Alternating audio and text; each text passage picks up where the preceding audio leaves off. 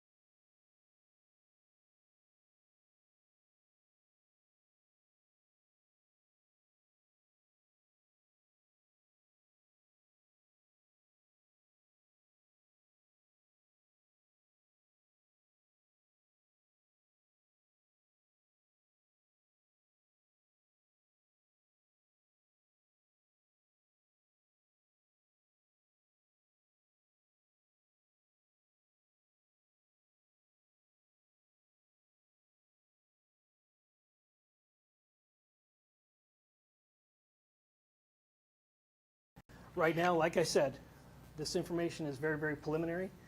And if you have a questions, just ask who you'd like that question directed to, and we'll try to answer it. Alex, the spokesman review. This is just for the fire personnel. Are you able to share anything about these firefighters? If they, just sorry to, anything about them at all, and their identities, what the fire department is doing right now to assist the rest of their brothers who lost these guys, or is there anything at all you can tell us? We are not going to name the firefighters at this time. And there was a procession from Kootenai Health to the Spokane Coroner's Office, but their families will need support. Aiden Brown, Print 2 News. You mentioned 3 firefighters that have been shot. Was there any other first responders or personnel that were injured during this operation? No. As of right now, that is those are the 3 that we have. We believe that everybody is off the mountain, so any civilians that were hiking during that time, we believe it's likely, had they been injured, they would have came forward. So. There was a belief at some point that there could have potentially have been a second shooter. I know that you're still early, but you have been able to essentially eliminate that thought process? Yeah, we believe, based on the information to collect, that we believe that there was only one shooter. And we based it on the weapons that we found at the scene, the type of injuries that were incurred by that weapon. So as of right now, from a very preliminary determination, we believe that there was only the one shooter. And I know it's early, but do we have any sort of background on this person No. or any motive? Nope. Black shirt. Aaron from Range Media. Do we know, you just said we don't have any background on him. Do we know if he's possibly from here, or did he move here and we don't know the identity? We need to wait until a positive identification is made. So Thank you. the gentleman Did US. the suspect shoot himself? Do we know that? We don't know at this point in time. So the coroner's office will conduct their investigation, and so as of right now, we don't know.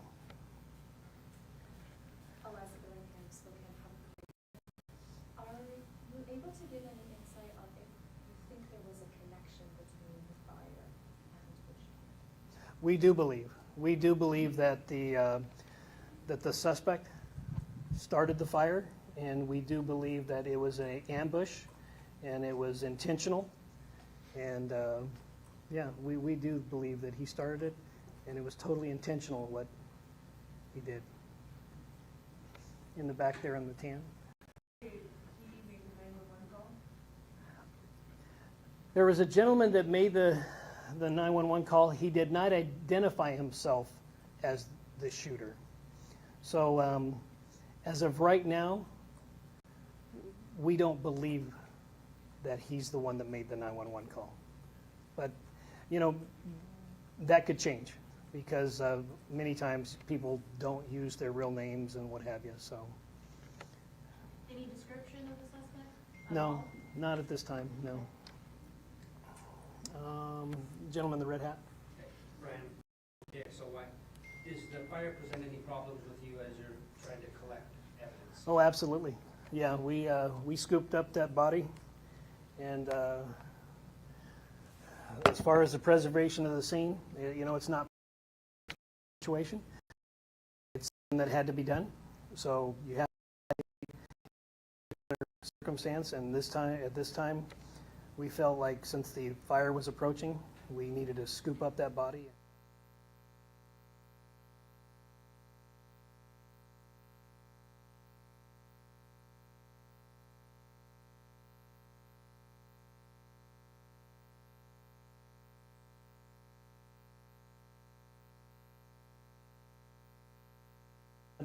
Like I said, we don't know if there's more weapons up there that he had.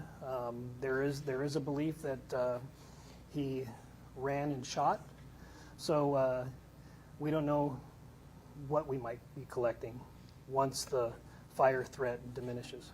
The gentleman in the black shirt? Are other federal agencies still involved? Oh, absolutely, yeah. We, you know, on a large operation like this, fuel helicopters, and there are some helicopters that had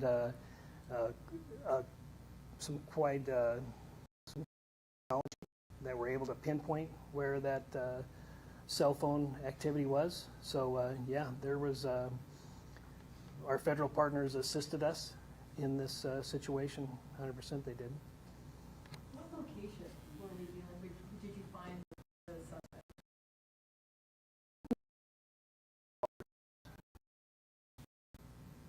Not too far.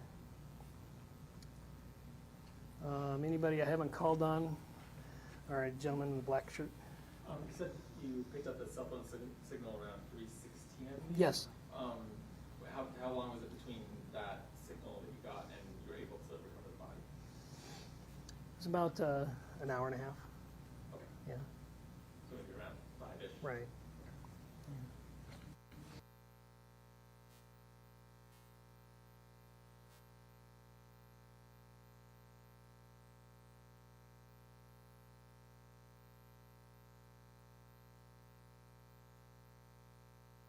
Stop local. There's a likelihood that when we are able to enter the scene again tomorrow without the threat of fire, that we'll find other weapons that were placed. So this was a total ambush. These firefighters did not have a chance. Sheriff Garrett with the spokesman review. Can you just describe the terrain and how difficult it was, or maybe how simple it was? You know, when you have an environment where you don't know where the bullets are coming from because of the trees and the shrubbery and what have you, it is daunting for police officers, let alone firefighters who are there just to put out the fire. So it's very, very difficult. Very difficult for drones or helicopters to see any individuals up there. So this was a total ambush, taken by surprise, and yeah, it's unfortunate. So Sheriff, Yes. firefighters deal with ambush, police deal with ambush all the time, but firefighters, are they trained in that situation?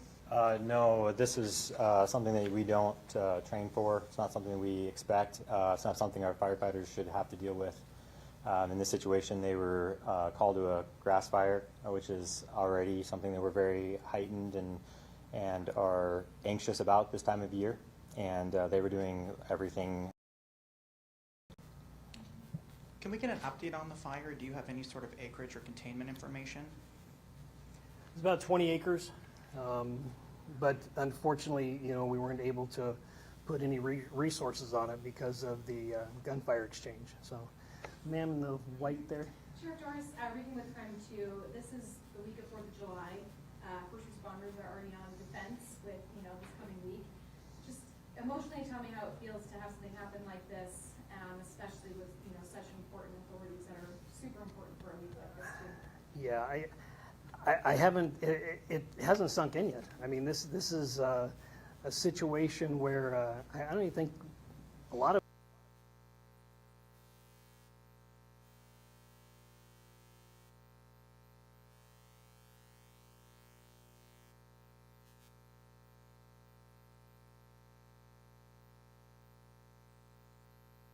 Stop local. I don't wanna say like an address, but like maybe like coordinates or anything like that. we might be able to get that for you later, but I don't have that information now. Yeah. I would like to say something. There was some information that was broadcasted on social media, and it's very, very important. These firefighters or police officers, in some cases, have family, and for some of this information to have been broadcasted, I hope we can ask with our social media and our First Amendment auditors and our civilian journalists to take in consideration what you're putting out there on the social media, because it could be devastating it's devastating when somebody knocks at your door to tell you something like this, but to hear about it on social media,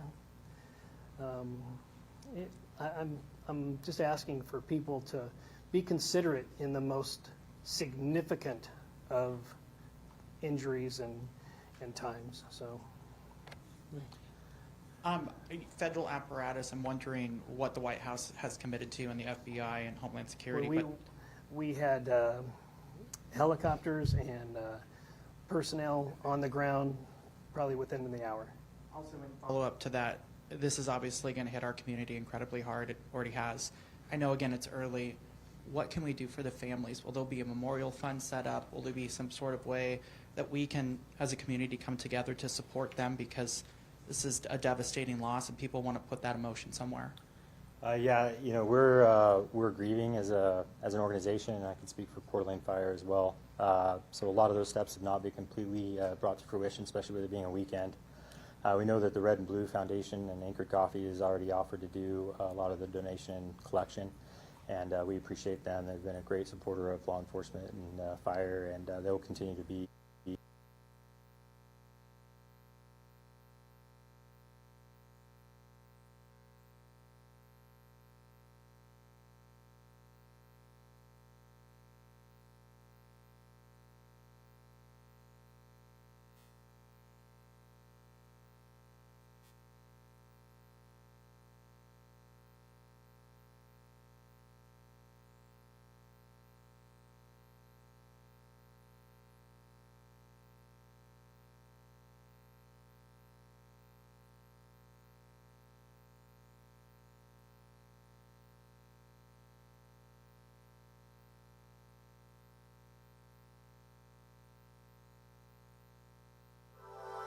This is Nonstop Local.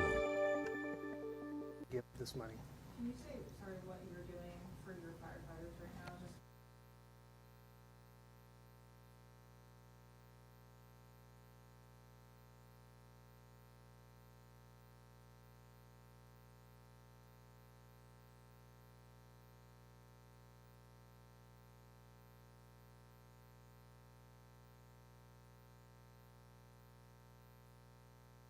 because I know this is I would say it's very early on. They're just processing this right now. So, I mean, they're in shock.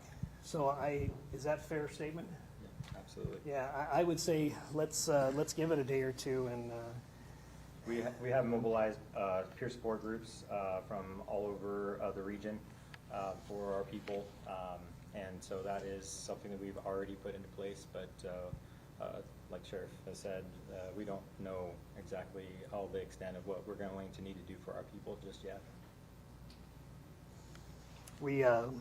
I did get information that some Black Hawk helicopters were also committed in the event that we needed to go.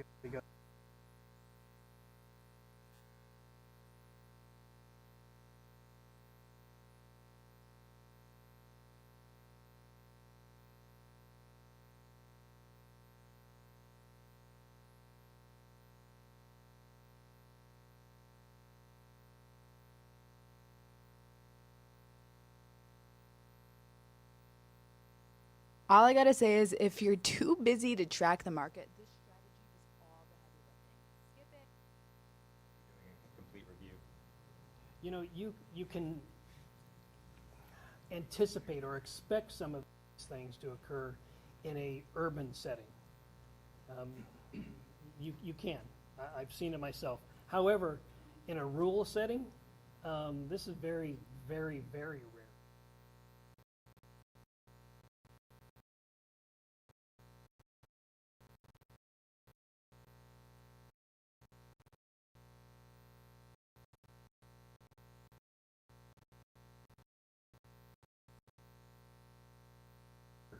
In a rural setting. I've seen it many times in an urban setting. I have not seen it in a rural setting.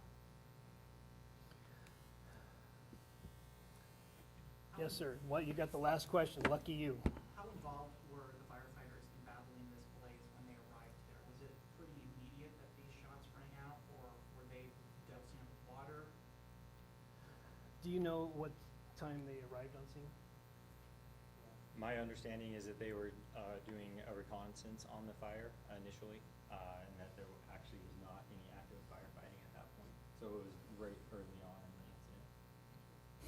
And there was only one fire. I know that there was, misinformation out there that there were multiple fires started, that there was just the one fire. Correct. Can you tell me the fires? Can you spell it out for me? I'm so sorry. My last name is Holley, Holley.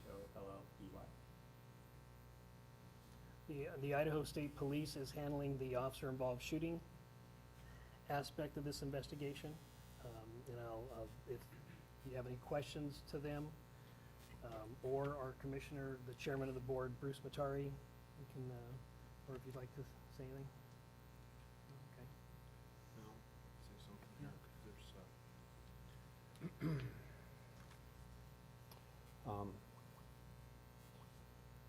my name's Bruce Matari.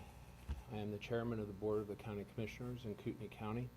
First, I want to extend my most sincerest condolences to the loved ones of the firemen we lost today, and give my prayers to those injured and fighting for their lives. What happened was senseless and tragic beyond words.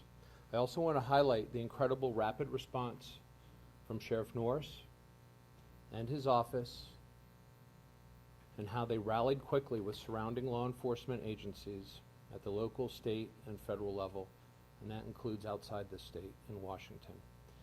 They quickly contained the suspect and prevented him from further harm to others. The response was phenomenal. June 29, 2025 is a day that we will not forget in this community. It is the day evil showed its face, and we lost two outstanding professionals of the highest quality. And I cannot fathom why anyone would commit such a heinous act. This kind of senseless violence is unheard of here, as the sheriff had mentioned. This is not who we are as a community. And when you hear how others portray the people who live here on the news, it's not true. What happened here decades ago is not reflective of the fine people who live here today. And I want everyone to know that this is a wonderful place to live, to raise your family, and visit. It is a place that is comprised of caring and considerate people who look out for each other. And we, this community, will look out for those who are grieving from this tragic loss of their loved ones today. And I ask that the people watching allow time for this community to heal from this unbelievable loss. And that I also want to thank the fact that, the resources are here and that they've been made available at the state level to support our local law enforcement and even at the federal level. It was an outstanding response, and Sheriff Norris and his office deserve all the credit for that. So, thank you.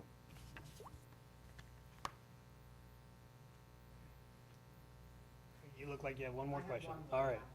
You said Washington and Idaho, of course, responded, but I thought I saw mutual aid license plates from Montana. Can you comment at all about if Montana delivered any mutual aid? I believe Montana was on scene also, yes. Okay. Sorry, one more, just real quick, are there any evacuations planned for the fire? At this time, no.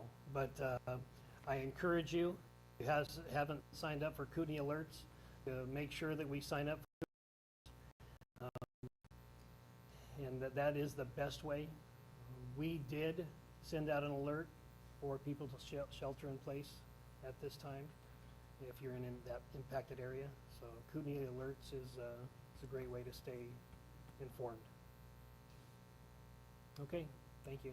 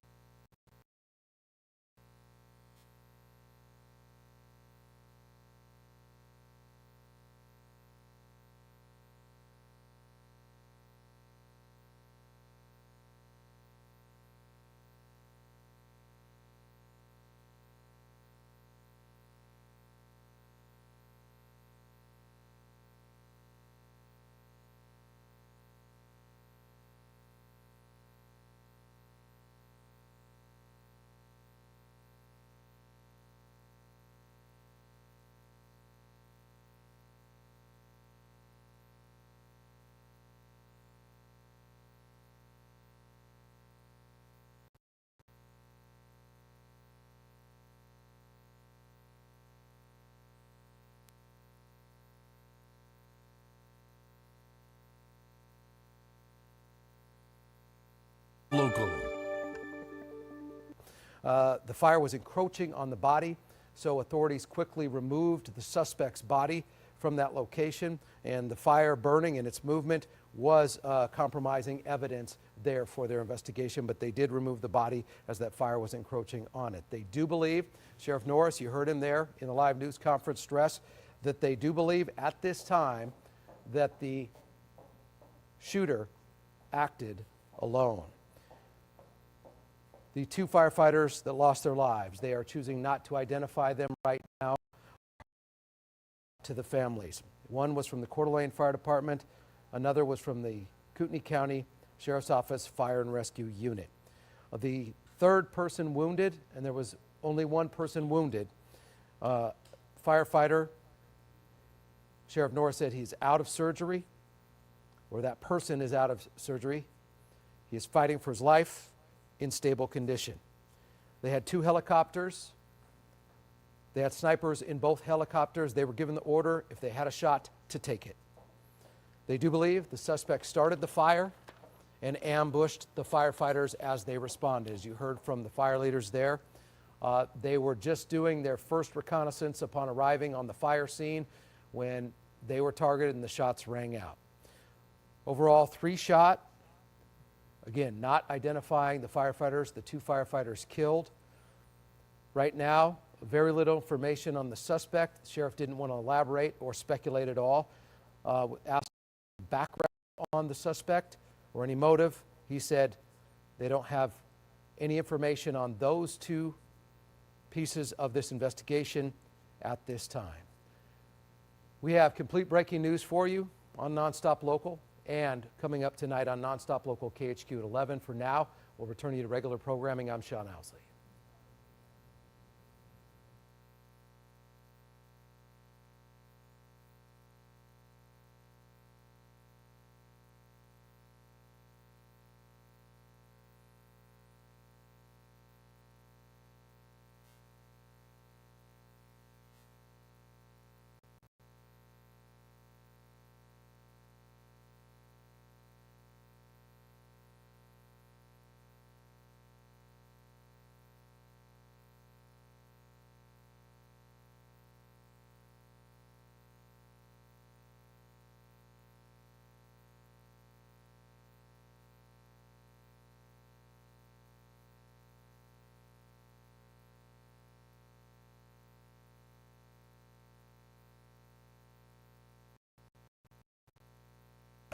look, it's Bradley. On your phone?